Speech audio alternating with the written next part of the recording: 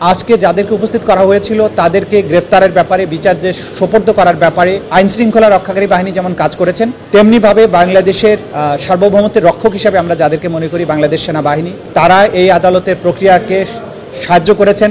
তারা ঘোষণা দিয়েছিলেন যে ল অব দি ল্যান্ডের প্রতি তারা শ্রদ্ধাশীল থাকবেন, বিচার প্রক্রিয়ার প্রতি তাদের সমস্ত সমর্থন থাকবে। তারা সেই সমর্থন আমাদেরকে দিয়েছেন, আইন শৃঙ্খলা রক্ষাকারী বাহিনীকে দিয়েছেন। এই আসামিদেরকে গ্রেপ্তার করে আদালতে হাজির করার ব্যাপারে তারা সম্পূর্ণ সহযোগিতা করেছেন। এটা আইন শৃঙ্খলা রক্ষাকারী বাহিনীর মাধ্যমে আমরা জানতে পেরেছি। সুতরাং দেশপ্রেমিক সেনাবাহিনীর ব্যাপারে যে সমস্ত অপপ্রচার যারা করেন তাদেরকে আমরা বলবো অপপ্রচার করবেন না। ল অব দি ল্যান্ড এবং বিচার প্রক্রিয়া একটা রাষ্ট্রের সভ্যতার মাপকাঠি নির্ধারণ করে। একটা রাষ্ট্র কতটা ফাংশনাল আছে সেটা নির্ধারিত হয় সেই রাষ্ট্রের জুডিশিয়ারি কতটা স্মুথলি ফাংশন করে। সুতরাং রাষ্ট্রের বাহিনীগুলো আমাদের এই বিচার প্রক্রিয়াকে সমর্থন করা, তাকে স্মুথলি পরিচালনার ব্যাপারে যেটা করেছেন, এটা প্রসিকিউশনের পক্ষ থেকে আমরা সবাইকে যারা এই প্রক্রিয়াকে সাহায্য করছেন তাদের সবার প্রতি আমাদের কৃতজ্ঞতা জানাচ্ছি। তারা যেমন জুলাই আগস্টে নিরস্ত্র ছাত্র জনতার উপরে যে পরিচালিত হত্যাযজ্ঞের সময় তারা যেমন রুখে দাঁড়িয়েছিলেন বা মাঝখানে ভূমিকা পালন করেছিলেন, যেটা জাতি স্মরণ করে, একইভাবে এই যে বিচার প্রক্রিয়া, গুমের বিচার প্রক্রিয়ার ক্ষেত্রেও তারা তাদের সহযোগিতা করছেন, আইনের প্রতি তাদের শ্রদ্ধা দেখিয়েছেন।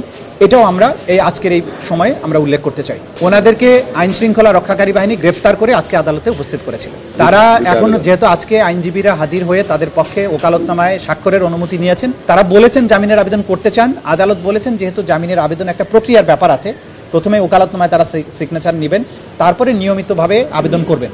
আদালত বলেছেন যে আবেদন থাকলে আপনারা রেজিস্ট্রার অফিসে আইন অনুযায়ী দাখিল করবেন, পরবর্তী তারিখে যদি কোনো আবেদন থাকে তখন সেটা তারা শুনানি করবে। কোনো আবেদনই আজকে দাখিল হয়নি। তারা মৌখিকভাবে আসামিদের সাথে কথা বলার বা প্রিভিলেজড কমিউনিকেশনের জন্য আবেদন করেছিলেন, আদালত সেটা মঞ্জুর করেছেন। বাকি যে সমস্ত আবেদন তারা ফাইল করার কথা সেটা যথাযথ প্রক্রিয়ায় ওনারা দাখিল করবেন, করলে তখন প্রক্রিয়া অনুযায়ী সেটা শুনানি অনুষ্ঠিত হবে। আইন অনুযায়ী তাদের স্ট্যাটাস নির্ধারিত হবে। আপনারা জানেন যে আন্তর্জাতিক অপরাধ ট্রাইব্যুনালের আইন সর্বশেষ সংশোধিত হয়ে সর্বশেষ যে পর্যায়ে আছে সেখানে যেভাবে বলা আছে যে আসামি গ্রেপ্তার হলে তাদের কি স্ট্যাটাস হবে, আইন নির্ধারিত পন্থাই সেটা নির্ধারিত হবে।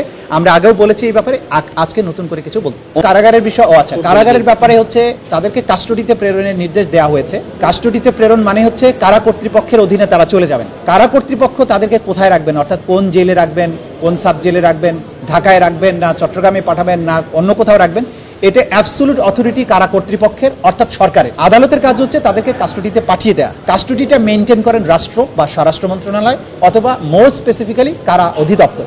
সুতরাং কারা কর্তৃপক্ষ তাদেরকে কোন কারাগারে রাখবেন সেটা তারাই নির্ধারণ করে। কারা কর্তৃপক্ষ কোন আসামিকে কি পদ্ধতিতে আদালতে হাজির করবেন এটা ডিসক্রিপশন অব দি কারা কর্তৃপক্ষ। এই ব্যাপারে আমাদের কিছুই বলার নেই।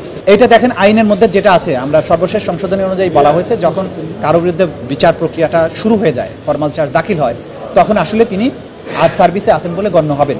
এটাই হচ্ছে আইনের ব্যাখ্যা।